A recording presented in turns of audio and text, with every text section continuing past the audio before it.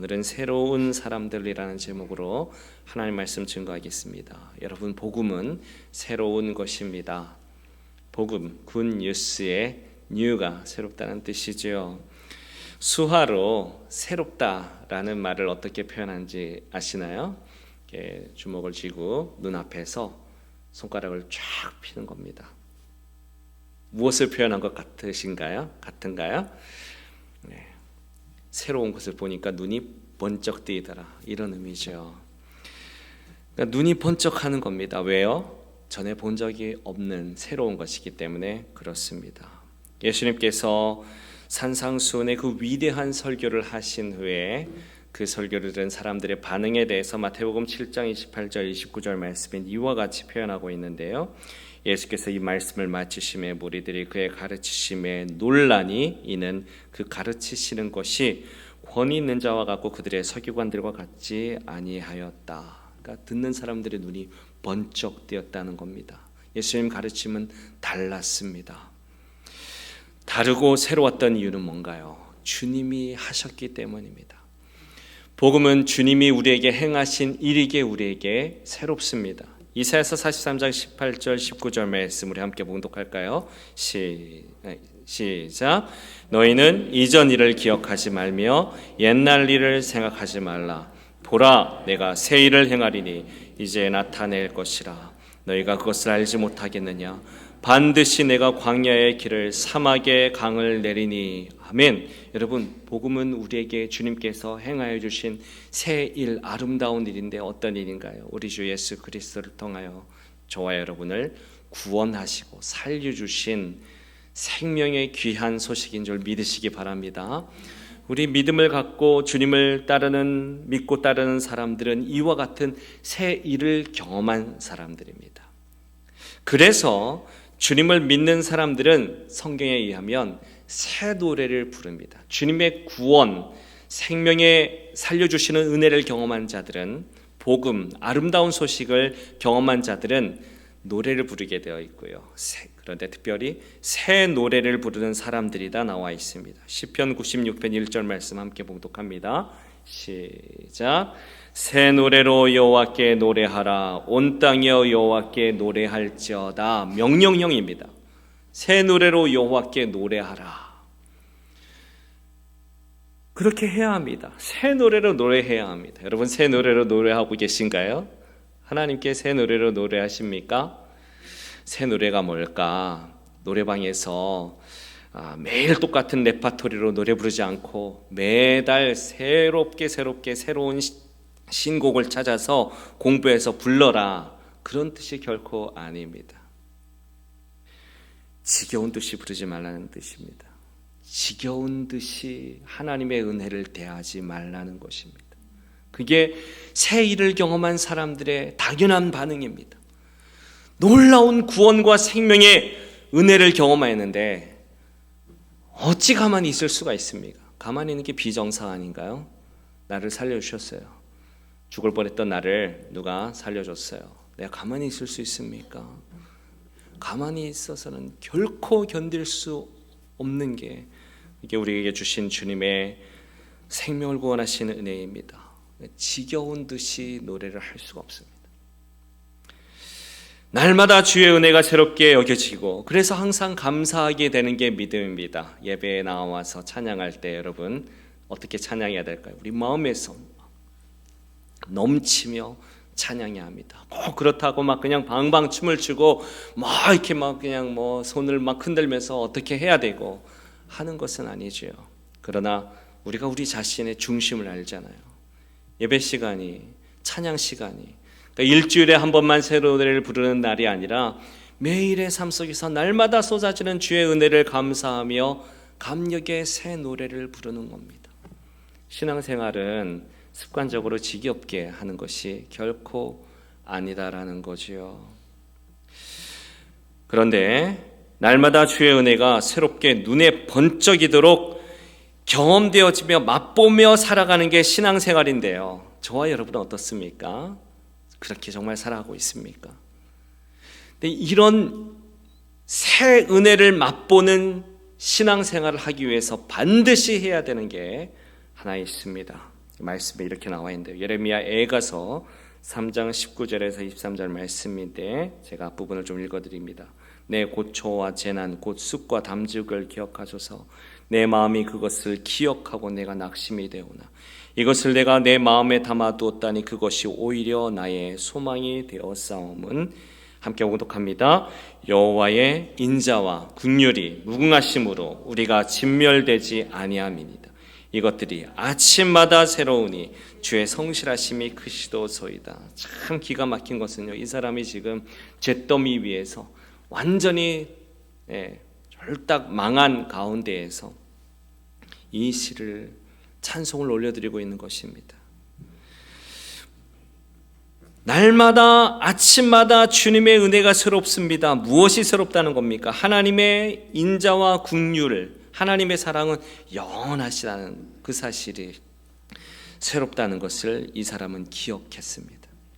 그러니까 날마다 기억해야 합니다. 고초와 재난을 기억하면 낙심이 됩니다. 그런데 시인은 그걸 다시 생각한 거예요. 여기 21절 말씀에 보면 마음에 담아 두었더니라는 말은 그 히브리어 말은 다시 기억해 두었더니라는 말입니다. 아시브라는 말은 그런 의미를 담고 있어요. 그러니까 앞에 고초와 낙심, 고초와 그 담즙, 재난을 기억하니까 막 낙심이 되죠. 근데 그걸 내 마음에 다시 생각해 보니까, 다시 살펴보니 하나님의 영원하신 사랑과 자비가 거기에서도 멈추지 않았더라는 거예요. 하나님은 성실하시다는 거예요. 내 고난의 자리, 이 잿더미와 같은 망한 자리에도 주님이 안 계신 게 아니라 나를 지키시고 계셔서 내가 진멸되지 아니하였습니다. 이 사실, 주님의 사랑은 영원하고 주님은 게으르게 사랑하시는 분이 아니라 아주 열심히 나를 사랑하시는 분이시구나, 변함없이 사랑하시는 분이시구나 하는 것을 아침마다 기억하니 아침마다 그 은혜가 새롭습니다. 여러분, 어떻게 그 은혜를 누릴 수 있습니까? 어떻게 날마다 새로운 주님의 은혜, 이 시인처럼 찬송할 수 있습니까? 다시 기억해야 합니다. 무엇을요? 주님이 나에게 행하신 그 아름다운 일을 다시 기억해야 합니다. 신혼초에 아침에 눈을 뜨면 옆에서 자고 있는 아내 또는 남편 얼굴이 보이죠. 그 모습이 너무 사랑스러워서 흐뭇하게 웃으셨던 적이 있으셨을 겁니다. 그런데 몇 년이 지나면 그런 거 안 보일 겁니다. 일어나 보니까 아침부터 왼수가 보인다고 하시는 분들도 있을지 모르겠습니다. 그 얼굴을 볼 생각도 하지 않죠. 그런데 그때 어떻게 하는 거예요? 다시 보는 거예요. 다시 보면 그와 함께 했던 시간, 그가 베풀었던 사랑, 그와 함께 나누었던 좋은 일들을 다시 생각하는 거죠. 함께 걸어왔던 일을 다시 생각할 때, 이게 다시 생각하다는 겁니다. 다시 기억한다는 겁니다. 그 자고 있는 모습을 보면 마음이 짠해지고 뭉클해질 것입니다. 다시 기억하는 게 믿음입니다. 주님의 사랑을 다시 기억하는 것, 매일 아침 기억하시기 바랍니다. 여러분, 어려울 때 헤어나올 수 있는 방법은 뭔가요? 돌파구, 어떤 뾰족한 방법 찾기 전에 가장 먼저 해야 할 거, 주님이 영원하신 사랑으로 게으르지 않고 성실하게 지금도 사랑하고 계시며 내 옆에 계심을, 그 사실을 다시 기억하시는 것임을 믿으시기 바랍니다. 그때 일어설 힘이 생기는 것입니다. 십자가가 있는 이유도 다시 기억하기, 이 교회 예배당 안에 십자가가 있는 것도 주님의 은혜를 기억하기 위함이고요. 주님의 명령은 Do this, remember me. 주님은 성만찬을 명령하시면서 떡을 떼면서 기억하라고 우리 신앙을 위해서 당부해 두신 말씀입니다. 명령의 말씀입니다. 여러분, 얼마나 주님의 은혜와 사랑을 기억하십니까? 다시 기억하냐 이 말입니다. 아는 거니까 이미 그건 뭐 뻔한 거, 옛날에 배웠던 거니까 하고 그냥 막연하게 묻어두며 살지 마십시오. 아침마다 말씀을 읽으며 기도하며 다시 주님을 바라보는 것입니다. 그런 일이 이루어질 때 신앙생활이 이루어지고 날마다 샘솟는 은혜, 새 노래가 터져나오는 새로운 사람들이 되는 것이지, 그냥 내가 예수 믿고 구원받았으니까 구원받은 백성으로 그냥 살아가는 거지 뭐 하고 막연하게 그냥 하루 이틀 세상에 치여 살아가면 믿음이 점점 없어지게 되고요. 나도 모르는 사이에 주님과 멀어지게 되는 것입니다. 여러분, 믿음의 사람들이 되시기 바랍니다. 그리고 주를 믿는 사람들은 마지막으로 세상의 방식이 아니라 새로운 방식으로 사는 사람들입니다. 따라 사시겠습니까? 새로운 방식으로. 오늘 본 말씀에 나오는 로마 교회 안에는요, 로마 교회 성도들은 새로운 방식으로 살아가는 사람들이었습니다. 로마의 방식을 가지고 살지 않았습니다. 그런데 오늘 본 말씀에서 가장 많이 반복되는 단어가 주 안에서라는 단어인데요. 무난하라는 말이 제일 많이 반복되고 그 다음이 주 안에서라는 말입니다. 이 말은 그리스도 안에서, 다시 말하면 따라 사시겠습니까? 그리스도의 방식대로, 그리스도의 방식 안에서, 그리스도의 방법으로, 그리스도와 함께, 이런 의미가 담겨 있어요. 그리스도 안에서 살아가는 교회의 모습을 우리는 오늘 말씀에서 보게 됩니다. 바울의 이 로마서만이 아니라 다른 서신서들을 포함해서 신약 성경 전체에서 나타나는 주님을 만난 이 초대교회 성도들에게 두드러지게 보이는 새로움, 그러니까 믿음 사람들은, 새로운 일을 경험한 사람들은 새로운 사람들인데요, 그들 안에서 발견되어지는 가장 두드러지는 그 새로움, 세상과 구별되는 아주 중요한 특징 하나가 오늘 본문 말씀에 분명히 나타난대요. 그것은 바로 사람을 만나고 관계하는 방식이 달라졌다는 겁니다. 사람을 만나고 관계하는 방식이 달라져요. 오늘 말씀에 보면 로마의 방식과는 전혀 다른 그리스도의 방식으로 존재하는 교회를 보는데, 먼저 그들이 사람을 만나는 방식을 엿볼 수 있는 첫 번째 두드러진 특징은 본문 말씀에 많이 등장하는 여성 사역자들의 이야기입니다. 1절부터 나오지요. 우리 1절, 2절 다시 한번 읽어볼까요? 시작.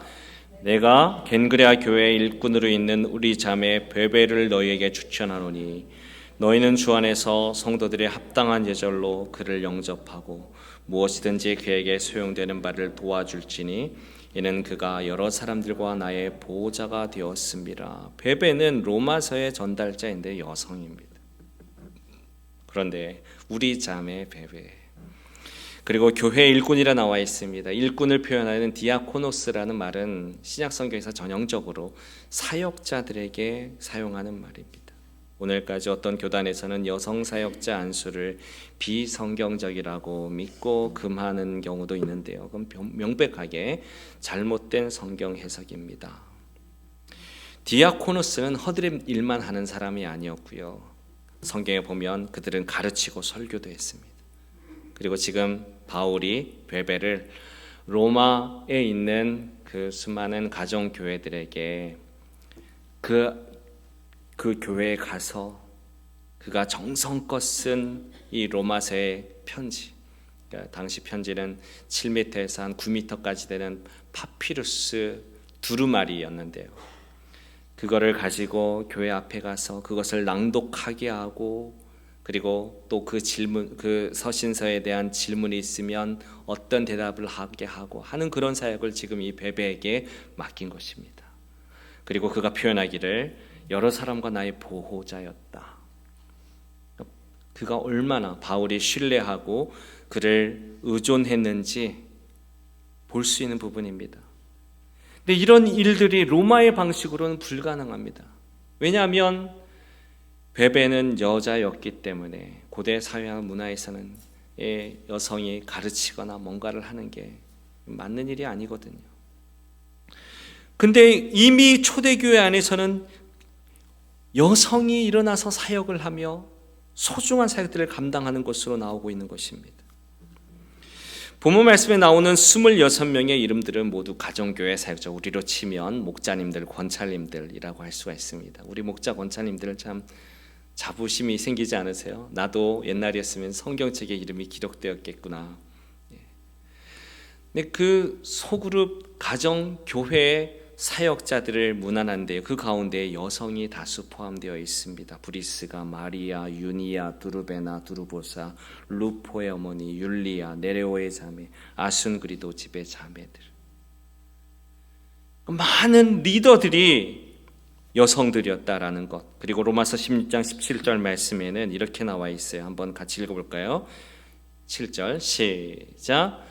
내 친척이요 나와 함께 갇혔던 안드로니고와 유니아에게 문안하라.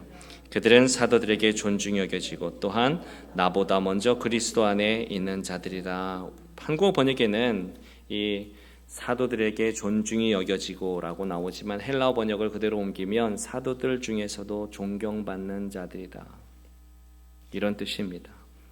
그러니까 안드로니고와 유니아, 특히 이 유니아는 여자 이름입니다. 여성 사도입니다.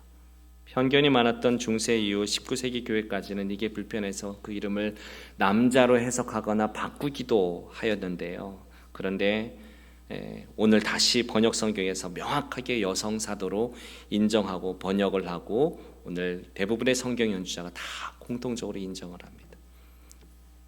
무슨 말인가요? 가장 성경적 권위를 갖고 있는 사도가 여자였다는 겁니다. 여성 사도가 있었다는 것입니다. 이게 당시 문화로는 결코 가능한 일이에요. 로마의 방식으로는 설명할 수 없는 방식입니다. 그런데 이런 일들이 가능한 이유가 뭡니까? 말씀에 가장 많이 등장하는 그리스도 안에서, 주 안에서 그리스도의 방식대로 성도들이 살았기 때문입니다. 이게 새로운 방식으로 사는 믿음의 성도들의 특징입니다. 또 본문의 문안 인사에서 우리가 계속 읽으며 참 두드러지게 나오는 특징이 또 하나 있는데요. 자막을 한번 보여주시면 10절, 11절, 14절, 15절에 나오는 바로 권속이라는 표현입니다. 우리말로는 여러 가지 표현으로 나와 있지만 헬라어로는 같은 표현으로 나와 있어요. 그게 누구에게 속한 사람들이라는 뜻입니다. 가족 또는 사람들. 그런데 그 권속들은 바로 노예들을 의미합니다. 그러니까 로마 교회에 어떤 일이 있었다는 거예요. 주인도 교회 다녔지만 노예들, 그 주인의 노예들도 함께 성도로 대접받고 교회 생활하고 있었다는 겁니다. 주인과 노예가 같은 자리에서 같은 대접을 받는다, 함께 그리스도 안에서 형제 자매다라고 칭함을 받는다, 도저히 불가능한 일이었습니다. 우리가 또 16절까지 쭉 읽으면서 여러 이름들이 등장하는데 그 이름들이 다 다르잖아요. 막 이름을 빨리 읽다 보면 막 방언이 나올 것처럼 막 그냥 혀가 막 굴러가잖아요. 그리스식 이름이 있고 라틴식 이름이 있고 유대식 이름이 다 섞여 있습니다. 문화가 다르고 언어가 다른 수많은 사람들이 모인 곳이 바로 로마 교회였습니다. 근데 그들이 함께 할 수 있었다는 겁니다. 영어 그 속담에도 깃털이 같은 새들이 같이 앉는다 그러잖아요. 끼리끼리 앉습니다. 그게 사람의 체질이고 그게 로마의 방식이고 세상 상식인데요. 그러나 교회는, 믿음의 성도들은 그렇게 그 방식으로 가지 않았다는 겁니다. 이유가 뭡니까? 함께 따라 하셨습니까? 그리스도 안에서, 그리스도 안에 있었기 때문입니다. 새로운 방식으로 사는 사람들입니다. 갈라디아서 3장 28절 말씀 함께 봉독합니다. 시작. 너희는 유대인이나, 자 3장 28절 말씀, 세 절의 말씀이 나와 있군요. 28절만 읽겠습니다. 시작. 너희는 다 그리스도 예수 안에서 하나니라. 그리스도 안에서 하나가 된 것입니다. 여러분, 교회는 그리스도 안에서 그리스도의 방식, 새로운 방식으로 사람과 관계하는 사람들입니다. 만나는 사람들입니다. 내가 믿음을 가졌다면 우리는 물어야 됩니다. 나는 주님을 만나고 무엇이 새로워졌는가? 어떤 방식이 바뀌었는가? 내가 사람들과 어떻게 만나고 어떻게 보고 관계하는가? 여러분, 그리스도의 방식이 어떻게 설명되어질 수 있는지 한 세 가지만 정리하려고 해요. 첫 번째는 그리스도의 방식은 먼저 되어주는 사람이 되는 겁니다. 먼저 되어주는 사람이에요. 다른 사람을 먼저 바꾸려고 하는 것이 아니라 내가 그 사람에게 맞춰주는 사람이에요. 고린도전서 9장 22절 23절 말씀 함께 봉독합니다. 시작. 약한 자들에게 내가 약한 자가 된 것 같이 된 것은 약한 자들을 얻고자 함이요 내가 여러 사람에게 여러 모습이 된 것은 아무쪼록 몇 사람이라도 구원하고자 함이니 내가 복음을 위하여 모든 것을 행함은 복음에 참여하고자 함이라. 이 18절부터 쭉 바울이 반복하며 강조하는 것은요, 성도는 되어주는 사람이라는 거예요. 여러분 지난 주간에 아마 고린도 전후서와 로마서를 읽으며 또 이 말씀을 들으신 분들은 또 기억하실 것입니다. 성도는 되어주는 사람입니다. 맞춰주는 사람이라는 거예요. 유대인에게는 유대인처럼 되어주고 이방인에게는 이방인처럼 되어주고 종에게는 종처럼 되어주고, 그렇게 되어줄 수 있는 근거가 뭡니까? 그리스도 안에서 살아가는 사람, 그리스도의 방식이 바로 그런 방식이기 때문에 그렇습니다. 예수님 주변에는 항상 악인들이 있었습니다. 탐욕으로 살던 세리들, 죄인들, 성매매 여성들. 그러나 복음서에 보면 예수님께서는 단 한 번도 그들을 향하여서 이 악한 세리야, 죄인아, 창녀야 라고 정죄하지 않으셨습니다. 예수님은 그들과 함께 앉아주셨습니다. 예수님은 그들의 인격을 공격하거나 정죄하거나 하지 않으시고요, 같이 그 자리에 앉아주셨습니다. 이게 예수님 방식입니다. 같이 앉아주는 거예요. 함께 해주는 거예요. 오늘 교회와 그리스도인들을 가만히 보면, 우리 자신도 돌아보면요, 너무도 이 세상에 정죄의 손가락을 쉽고 많이 내미는 것 같아서 참 안타까울 때가 많이 있습니다. 우리가 의인이야, 너네는 죄인이야 하며 모여서 힘을 과시하며 외치는 게 세상 사람들이 보기에는 폭력적으로 보여요. 이게 모순처럼 보여요. 사랑 말하는 교회가 저렇게 폭력적으로 대처하나 말하나? 믿음을 배반하는 모습과 다름이 없습니다. 예수님은 가늠한 여인을 앞에 두고도, 요한복음 8장에 그렇게 나와 있죠. 가늠한 여인을 앞에 두고도 넌 돌에 죽어 마땅한 죄인이지만 내가 용서해 줄게 라고 말씀하지 않으셨습니다. 너를 정죄한 자들이 어디 있느냐? 나도 너를 정죄하지 아니하노니 가서 다시는 죄를 범하지 말라. 여인이 가서 다시 죄를 범했을까요? 안 범했을까요?